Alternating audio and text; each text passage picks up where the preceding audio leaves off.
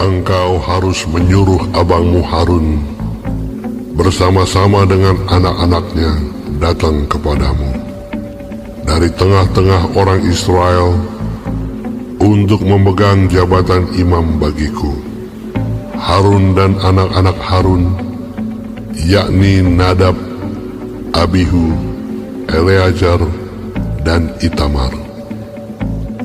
Haruslah engkau membuat pakaian kudus bagi Harun abangmu sebagai perhiasan kemuliaan.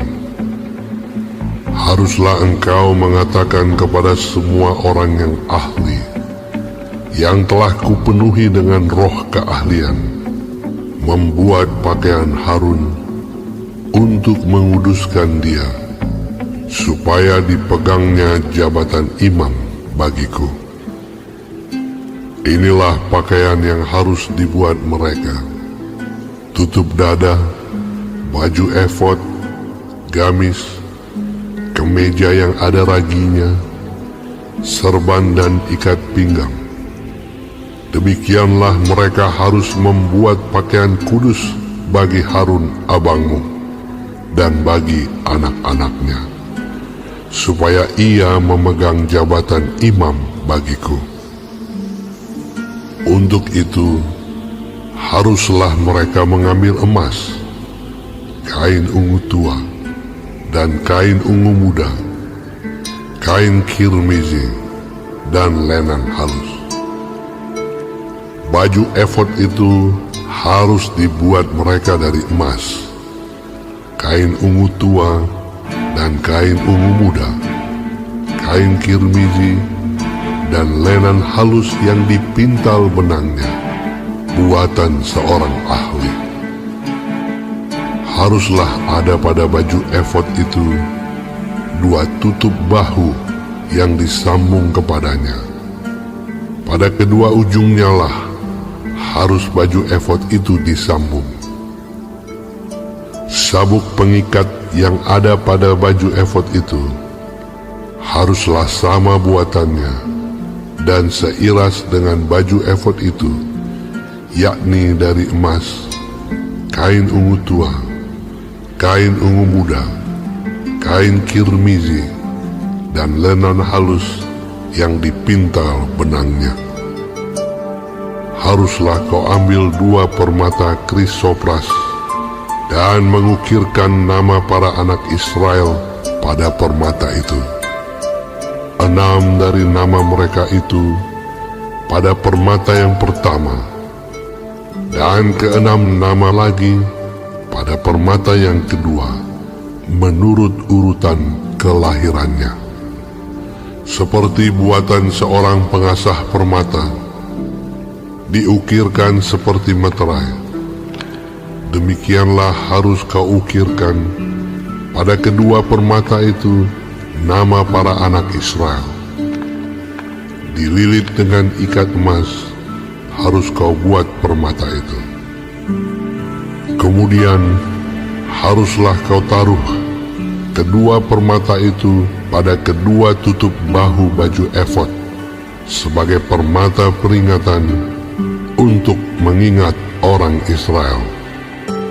Maka ke hadapan Tuhan haruslah Harun membawa nama mereka di atas kedua tutup bahunya menjadi tanda peringatan. Haruslah kau buat ikat emas dan 2 untai dari emas murni. Sebagai utas haruslah kau buat itu, yang buatannya sebagai tali berjalin, dan haruslah kau pasang untai berjalin itu pada ikat itu. Haruslah engkau membuat tutup dada pernyataan keputusan, buatan seorang ahli. Buatannya sama dengan baju efod. Demikianlah harus engkau membuatnya, yakni dari emas, kain ungu tua, kain ungu muda, kain kirmizi, dan lenan halus yang dipintal benangnya, haruslah engkau membuatnya. Haruslah itu 4 persegi lipat 2, sejengkal panjangnya dan sejengkal lebarnya. Haruslah kau tatah itu dengan permata tatahan, 4 jajar permata, permata yaspis merah, krisolit, malakit. Itulah jajar yang pertama. Jajar yang kedua, permata batu darah, lazurit, yaspis hijau. Jajar yang ketiga, permata ambar, akik, kecubung. Jajar yang keempat, permata pirus, krisopras, dan nefrit, dengan berikatkan emas. Demikianlah permata-permata itu dalam tatahannya, sesuai dengan nama para anak Israel.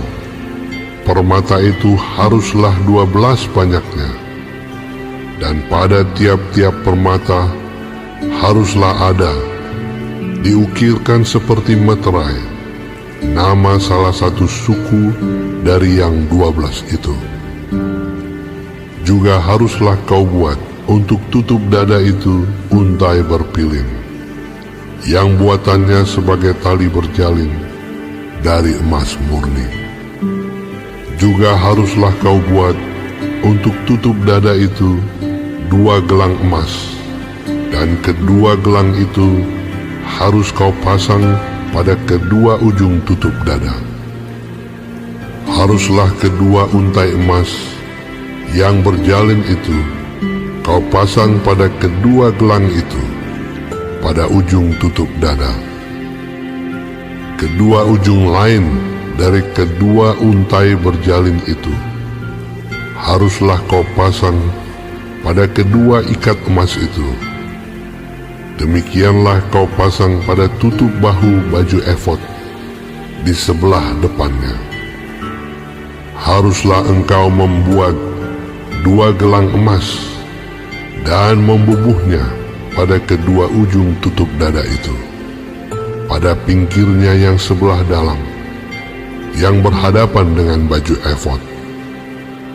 Juga haruslah engkau membuat 2 gelang emas dan memasangnya pada kedua tutup bahu baju efod, di sebelah bawah pada bagian depan, dekat ke tempat persambungannya, di sebelah atas sabuk baju efod.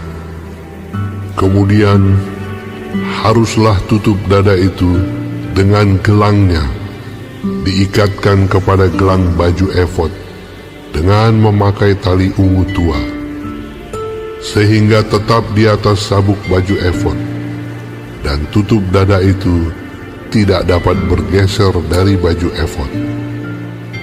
Demikianlah di atas jantungnya harus dibawa Harun nama para anak Israel pada tutup dada pernyataan keputusan itu, apabila ia masuk ke dalam tempat kudus, supaya menjadi tanda peringatan yang tetap di hadapan Tuhan. Dan di dalam tutup dada pernyataan keputusan itu haruslah kau taruh Urim dan Tumim.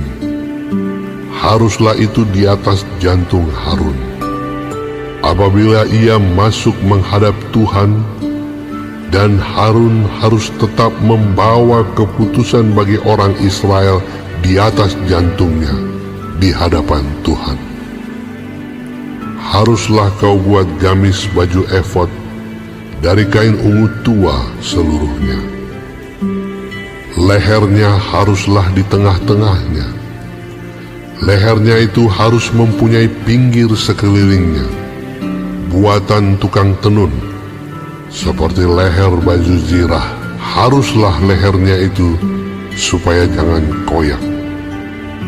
Pada ujung gamis itu haruslah kau buat buah delima dari kain ungu tua, kain ungu muda, dan kain kirmiji pada sekeliling ujung gamis itu, dan diantaranya berselang-seling giring-giring emas, sehingga satu giring-giring emas dan satu buah delima selalu berselang-seling pada ujung gamis itu. Haruslah gamis itu dipakai Harun apabila ia menyelenggarakan kebaktian, dan bunyinya harus kedengaran apabila ia masuk ke dalam tempat kudus di hadapan Tuhan, dan apabila ia keluar pula, supaya ia jangan mati. Juga haruslah engkau membuat patam dari emas murni, dan pada patam itu kau ukirkanlah, diukirkan seperti meterai, kudus bagi Tuhan. Haruslah patam itu engkau beri bertali ungu tua, dan haruslah itu dilekatkan pada serban di sebelah depan serban itu. Patam itu haruslah ada pada dahi Harun, dan Harun harus menanggung akibat kesalahan terhadap segala yang dikuduskan oleh orang Israel, yakni terhadap segala persembahan kudusnya. Maka haruslah patam itu tetap ada pada dahinya, sehingga Tuhan berkenan akan mereka.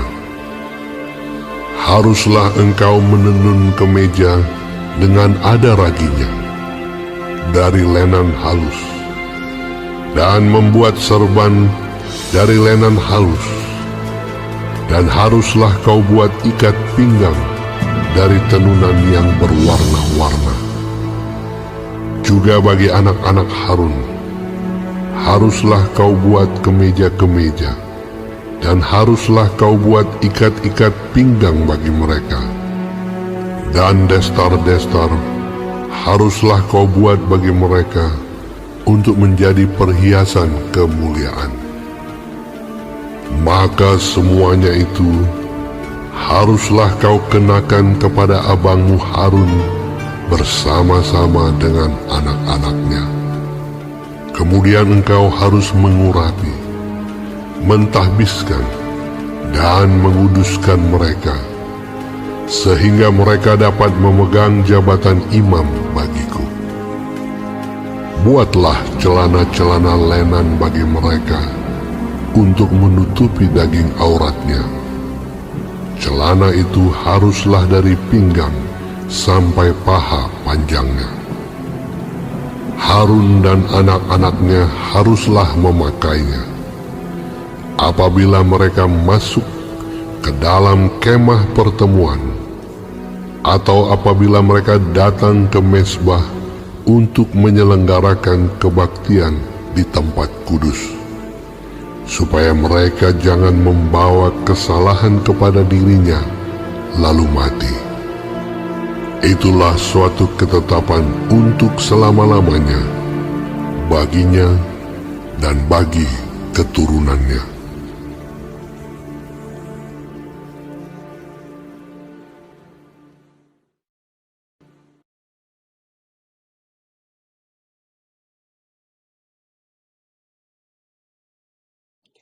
Shalom semua jemaat Tuhan, kembali kita di dalam pendalaman Alkitab Clear Sight. Sekarang kita sudah memasuki kitab Keluaran 28. Tuhan Yesus memberkati. Di dalam ayat 1, Harun memegang jabatan imam bagiku. Tuhan memberikan pengarahan mengenai pelayanan Harun selaku imam besar dan tugas-tugas keimaman pada umumnya. Imam adalah seseorang yang berdiri di hadapan Allah sebagai wakil umat.